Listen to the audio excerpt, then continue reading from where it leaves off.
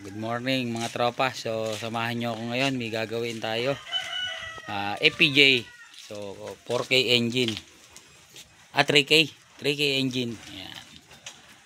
FPJ owner type jeep yan. So troubleshoot natin to. So ayaw daw umandar. Yan.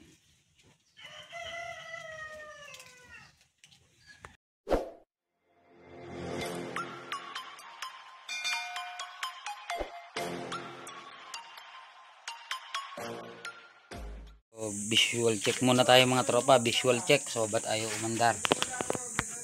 So check natin to. Carburetor, ayun, walang nalabas sa plunger. So tignan natin ang fuel filter kung may laman. So yun, walang laman hanggang dito lang. Kung makikita nyo, hanggang doon lang ang gas. Wala laman ng filter, ay umahon. Ayan. So check natin ang battery. So ang tropa, gamit ang multi-tester. Ayan, medyo mababa na rin ng konti, pero makakapagpakarang pa rin naman to. 12.4. So pagka kasi 12.5 dapat to mga ilang crank lang to, hihina na agad to. As much as possible 13 o 12.5 pataas. Ayan. Sa susunod natin check dito kung napitik ang spark plug, no? So ayan mga tropa, gagamit tayo ng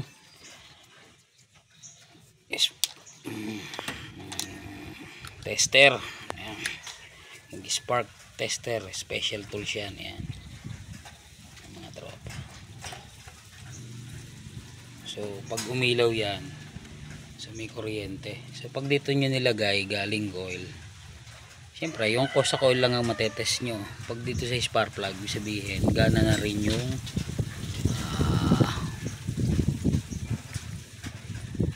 distributor. Pero meron tayo napansin dito, parang mapuputol na yung isang wire na yun tignan natin. So ayan mga kuya, so ang gagawin muna natin dito, sasalubungin muna natin.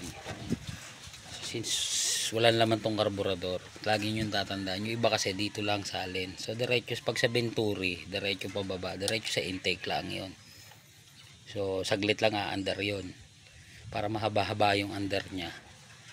Dito nyo lalagay sa air horn, kasi may laman yung may pondohan yung tinatawag na fuel bowl ang karburador. Kaya magsasaling kayo dito sa air horn, diretso sa karburador, para may pondo siya.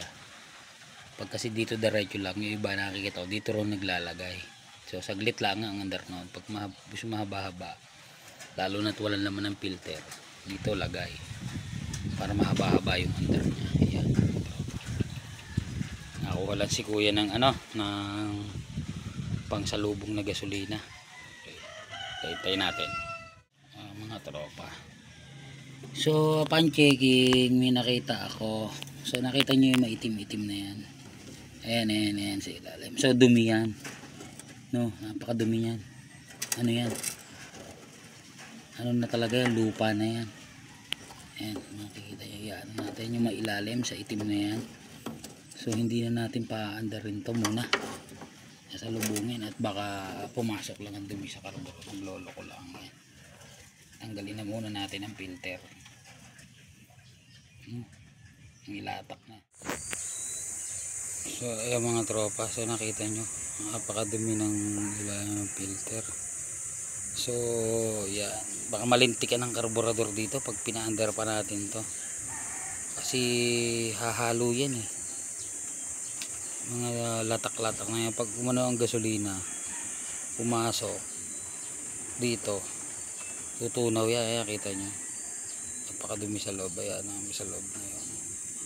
Kapag nalagyan ng gasolina, hahalo pa yan sa gasolina, baka makapasok pa sa loob ng karburador. Since matagal na itong filter na to, palitan na rin natin. Baka magkokos pa to ng pagbabara sa karburador, malilintikan pa tayo rito. Magbara pa strainer ng karburador. bibili na tayo bago mga tropa. So ginawa ko, nilinis ko muna ng carb cleaner to.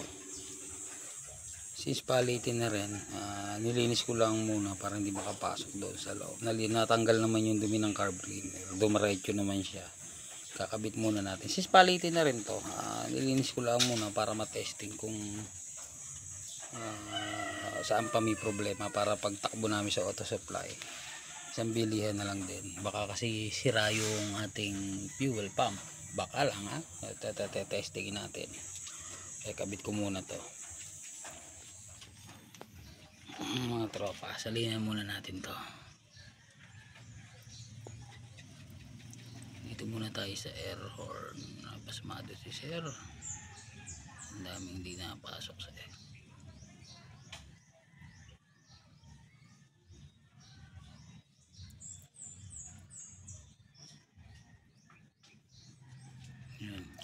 Konti lang. Ayan. Gagasan pa? Hindi na, huwag mo nang gasa. Sige. Sige. Hindi na mabahagya. Ay, umaho na.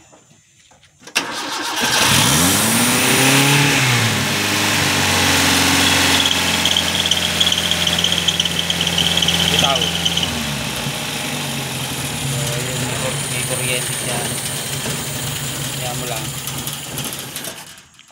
Teka, mandar na siya. Teka muna, umaho na yung gas.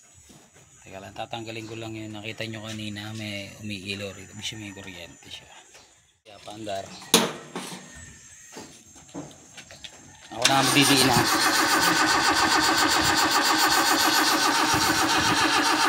Hop. Bukas yung ano, maluwag yung ano. Teka, maluwag yung kanyang fitting. Okay kuya, start. Bahagi alan, diin, patong lang. Under naman na yan. Kaya muna natin may hop. Parang sala tayo. Sige, start.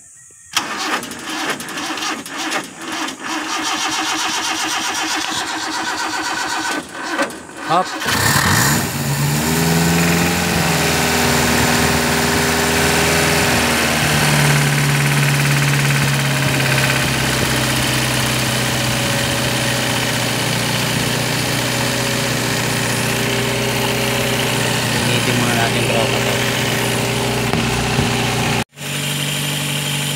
Tropa, umaandar na siya.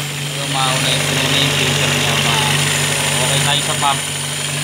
Kuryente rin siya.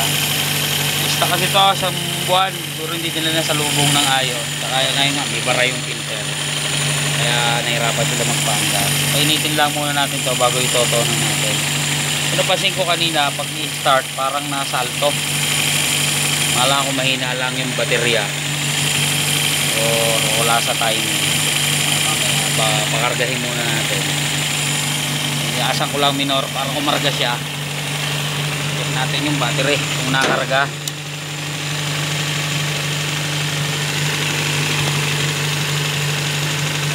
Natin uminit-init ang makina bago tayo magtoton.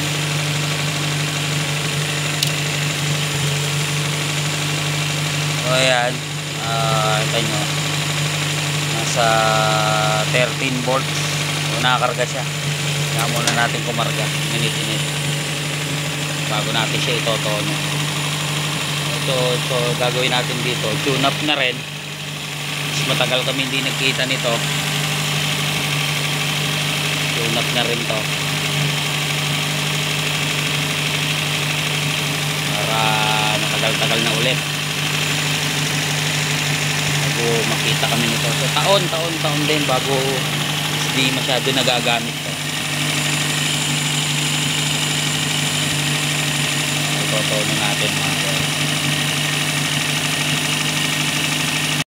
kaya mga tropa. So itinamaan natin yung timing mark nya. So mapapansin nyo, makita nyo yung may kuntel, yun ang 8 degrees ng mga 3K 4K. Yan. So dito sa taas, so, tama hinala natin, sala sa timing. So ginuhitan ko na. Ito yung uno, andito yung may guhit ng screw niyan. Yan, ginuhitan ko. So ayan, malayo talaga. Ayan, natin yung screwdriver para makita nyo. So ito yung ginawa kong marker kasi wala siyang pinakakanal eh, hindi kagaya ng iba. So masala. So ang banat niya is advance na advance, kaya pagka advance makakaramdam nyo kanina nung ini-start natin parang pigil. So malakas naman yung battery, nasalto, napigil. So sobrang advance noon. Pagka ganoon malakas sa gas yun, so itatama natin yan, iuusog natin ng konti. Ayan. Sasakto natin. Ayan. So para ano kayo sa distributor. So ito uno. Ayan. Ayan uno. Ayan, tapat na yan. Sakto natin. Ayan, uno. Ayan, sakto na yan. Ayan, timing na natin. 8 degrees na siya. Tapos linisin natin nililinisin din natin ang spark plug. Tsaka adjust tayo ng valve clearance para tagal-tagal na kami nakikita ulit nito. So taon din naman ang binilang bago kami nagkita. Yung owner na to. So ayan mga tropa, na-adjust na natin yung valve clearance. Yan, hindi ko na pinakita sa video paano mag-adjust. Yan, meron naman tayo mga other videos na may tutorial ng valve clearance adjustment. So sunod natin, check up natin yung spark plug kung palitin na ba o linis lang. Yung mga tropa, so nilinisin na rin natin ng konti yung spark plug tube kasi nanggigitata. Tamang spark plug, since bago naman siya, nilinisan na lang natin. So ito susunod natin, no? Yung valve cover niya nanggigitata, puro sludge na. Linisin natin yan, no? So ayan mga tropa, sinilip na rin natin yung strainer nito. Ayan, may konting dumi. So bubugahan na rin natin yan. Ayan, ayan natin. Ayan, makikita nyo may dumi. So ayan, bubugahan din yan. Pagka ganyan nagbara mga filter, may nalusot kasi sa filter eh, punta na yung strainer yan. Nakakita nyo may dumi. Bubugahan natin ng carb cleaner yan.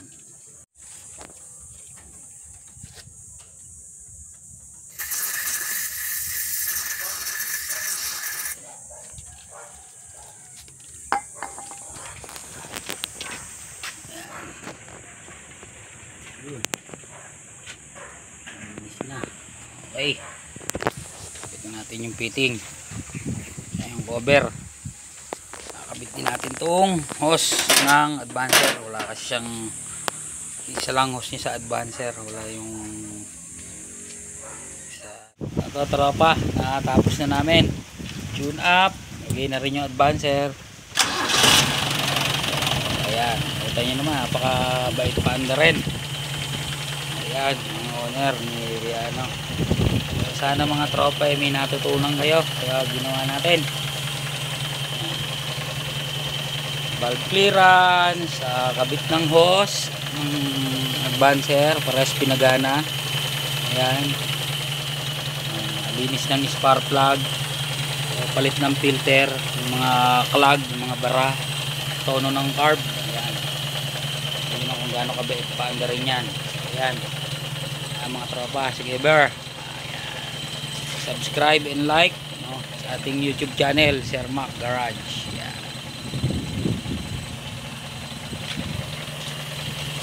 Ano nga?